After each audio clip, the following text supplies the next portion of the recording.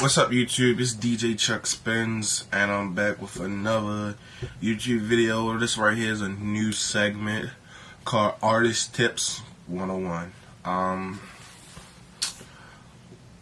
Really, I came up with this because, like, a lot of artists come to me like, hey, what do you think I can do to, like, expand myself?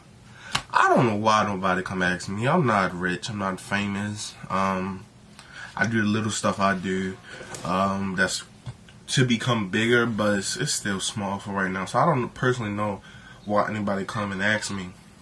So I thought about it. I talked to my peoples, and I came up with this Artist 101. I hope every artist really look at it and watch it and understand that, like, I'm doing this to help you out. Share this with your friends. Take in the knowledge. I'm gonna expand it more, and I'm gonna make it bigger. I'm gonna go to the studios, and I'm gonna show y'all the work. I'm gonna put y'all with the big artists. I'm gonna let y'all see the grind of other artists. So this Auto Tips 101 is DJ Chuck Spins. And here we go. I get dead fresh on a nigga. Still I step on a nigga. Super fly, ain't no regular nigga. Dozed off, that's the medicine in it. I never ever tell him a nigga. I'm on another level, my nigga. Wanna eat, then you better get with us. Going hard, ain't no settling, nigga. And I just want to. Alright, so what's up? I'm back.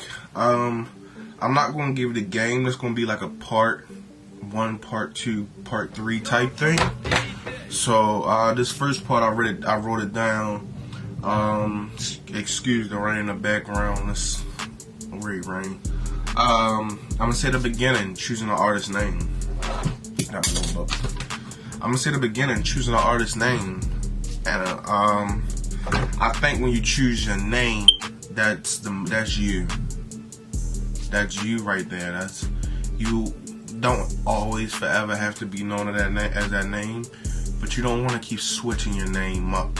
You don't want it to be something different. You don't want to keep changing it. That's how people really, you lose core fans. You want to build your core fans up. Number one thing is fans, but we're going to get to that. So I'm going to say, first thing is choosing your name. When you choose your name, it's what you forever should go by. You should feel comfortable. As you grow as an artist, yes, it might change. It might change. I'm gonna tell you, at first I was DJ Chucky Chuck. I was 15 years old. I just wanted to become a DJ, and I didn't really understand. I didn't know too much. I sat on the porch with my friends, and we spoke about names. DJ Chucky Chuck. People regularly call me Chucky, so DJ Chucky, DJ Chuck. Just like different names. Ultimately, in my head, I came up with DJ Chuck Spins. I don't know where in the world that came from. I didn't know too much about DJing. I didn't really hear the big DJs until I started studying it. So I don't know where DJ Chuck Spins came from. But as you can see in like the rest of my videos, I gotta put down, we're gonna speak more on logos and branding and all that. Second, I say mastering your flow / practice. I think too many people, when it comes to artists, if you go check out my Forward on Nate video, he said too many people want to use NBA Youngboy type beats. I also think too many people using too NBA Youngboy type flows. Too many people use too many Migo flows. Too many people just aren't their self. I feel like you might say, hey, I want to be a rapper, and start off rapping, and you might have a Migo flow. I'm not going to do it. I was just thinking about doing it, but I'm not going to do it. You might start off rapping and have an NBA Youngboy type flow. If you keep practicing, you'll find your own flow. You put out songs, you change this up, you talk to this person, you talk to that person, engineer and studio personnel wise, DJ wise, friends. You might find your own flow, which you feel comfortable with. The same thing do not work for everybody. The same thing do not work for everybody. So I really have it on the paper is practice, practice, practice. Even as a DJ, I feel like I should practice, practice, practice. And when I first started off, I looked up DJ tips and stuff like that, and I seen DJs doing different stuff, and I took it. I cannot lie. I heard blends, and I took it. Slowly but surely, I made it my own. I switched up what they were doing. I couldn't continue to do what they were doing. It was their type thing, so I switched it up, and I did my own thing. I practiced and I'm still not where I'm at. No, I think I'm gonna be 30 years old when I'm like a master DJ. You might be 22, 24, 30 before you become the rapper that you want to be. It all takes time. It all takes practice. Second, practice, practice, practice. Third, you're a rapper. You have your rap name. You're known as such and such. You practice. You freestyled. You did everything as possible to prepare yourself. You're ready to put out a song. I'm gonna switch it up a little bit. Choose an engineer / producer that can help you. You might not have a budget or amount of money that you want to spend on rapping. You might not even know how much rappers spend on beats, on studio time.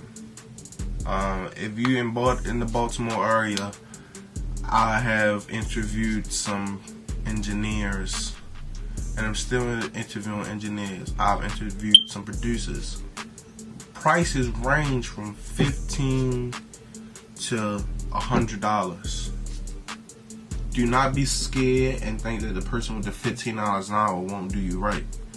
Do not be scared to think $100 is way too much. It all depends on who you're going to. It depends on if that sound is right for you. If their sound is how you want your sound, I think that's it all depends on what you hear. I have not been to 100% of the studios in the city. I have been to a lot of the studios in the city. I've heard some really good sounds. I've heard some really bad sounds. I know sometimes it might be like an entrepreneur who has the studio, they put everything together, and they just get engineers to run the studio. So you might go to that studio, and there might be an engineer there that's not there that next day. Make sure you get your engineer's numbers. Make sure you get the producer's numbers. Like, even of an email, make sure you contact them through the DMs. Do something so you can lock in with them. Because what one engineer might have, you might go back to that same studio with that nice crisp sound, and you might not like what you hear. You might not. It might be a different engineer. I know I used to go to this studio. I can't think of the name of it, but it was with Red Fox Entertainment, and he always had different engineers. Sometimes you had Freeze, sometimes it was somebody else. That's actually how I met Jesse James.